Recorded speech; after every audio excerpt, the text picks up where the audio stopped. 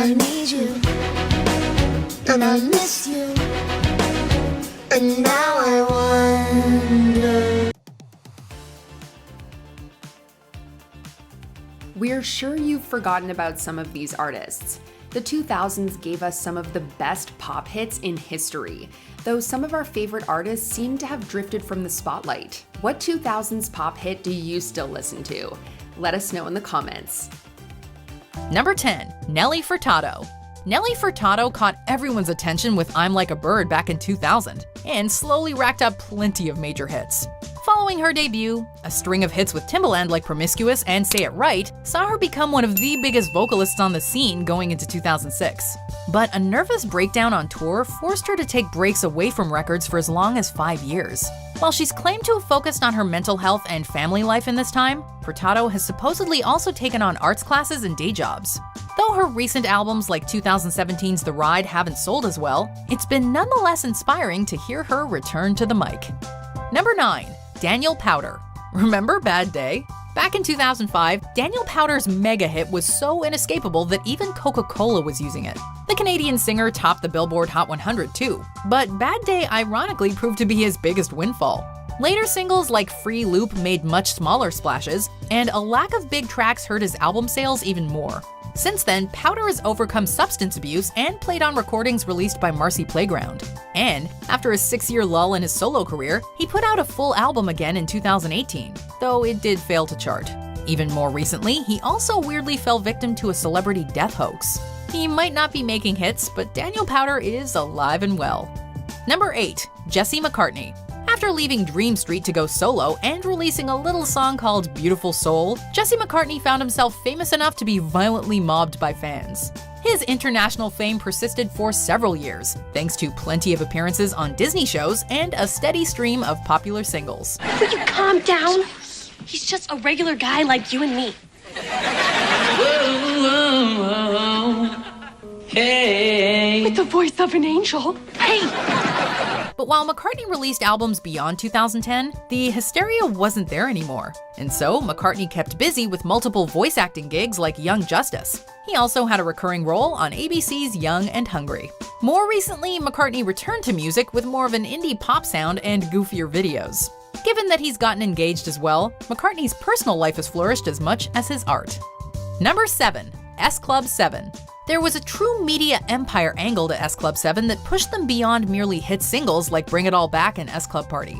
With the global following for their Miami 7 show, the group had the potential to keep going for years. Around the time of their film Seeing Double, however, turmoil and the departure of Paul Cattermole led the group to break up.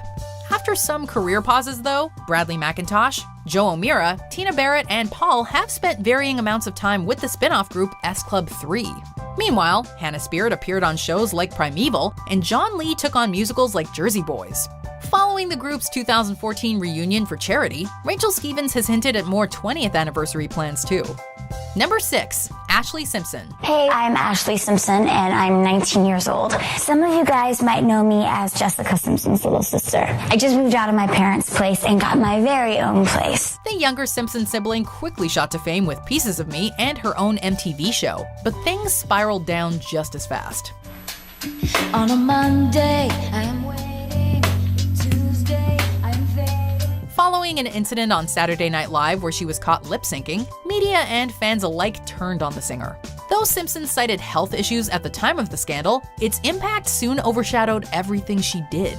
Over the years, however, she redeemed herself with a recurring role in various productions of Chicago. Simpson is a mother now as well, and she got married to music royalty Evan Ross. The couple even launched a reality show about making music, but have since canceled it due to the stress it allegedly placed on their marriage. My balance just feels off. I feel like we're just like working. Our friends are always around, and I think we need some family time, and I went ahead and I made a plan to go to Palm Springs. Number 5. Hilary Duff. Lizzie McGuire turned Hilary Duff into a household name and opened the door to numerous other acting opportunities. Okay, I know what you're thinking. Me, Lizzie McGuire, cheerleader? What up with that? Duff branched into singing as well, with big tracks like Come Clean and So Yesterday hitting the charts. But after her show and some additional on-screen appearances, the attention around her work petered out. Though Duff has continued to be involved with music, television, and even published a book while working on brand partnerships, it's her recurring character on Younger that's arguably turned the most heads. Well, thanks for the warning. No problem. It's called paying it forward. She's also kept busy with parenthood and her philanthropic efforts with Save the Children. Most exciting, however, is the news that she's set to return as a 30-year-old Lizzie McGuire in 2020, along with her animated inner self. Number 3. Ashanti.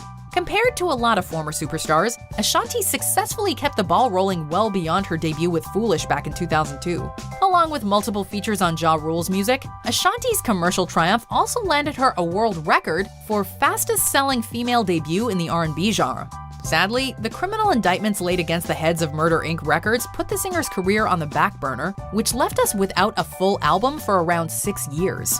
Since then, Ashanti started her label Written Entertainment, while also appearing in films like Stuck. And though her tours have struggled to sell consistently since her hiatus, the announcement of a 2020 album shows that she's taken all the road bumps in stride. Number 2. Vanessa Carlton. Breaking into the top 40 at the age of 21, Vanessa Carlton and her track 1,000 Miles appeared everywhere. And I need you, and I miss you, and now I wonder. But despite this prominent chart success right out of the gate, her later singles failed to take off in the same way. So Carlton bounced between labels for nearly a decade, releasing albums to positive reviews, if not the fanfare she'd previously enjoyed. As Carlton has grown, so too has she learned to navigate this industry.